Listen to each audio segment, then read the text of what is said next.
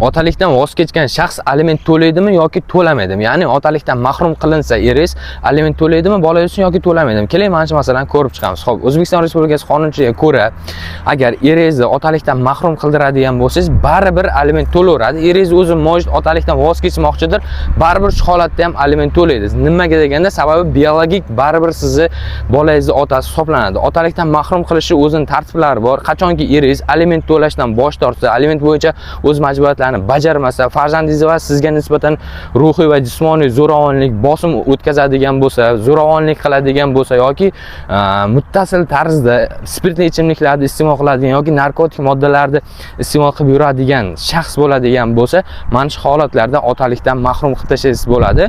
Lekin otalikdan mahrum bo'ldi degani bu aliment bo'yicha majburiyatdan mahrum bo'ldi degani emas, baribir aliment to'laveradi. O'zbekiston Respublikasi qonunchiligi bo'yicha alimentdan voz kecha olmaydi. Hech qanaqasiga farzand 18 yoshga to'lgandan keyin aliment to'xtaladi. Baribir biologik siz uni otasi bo'lib qolasiz. Videoni tezlashtirib alimenti bor tanishlaringizga va alimentdan voz kechmoqchiman, otaligimni oldirib tashlamoqchiman bolamdan deb yurgan noinsof otalarga yuborib qo'yishni unutmang.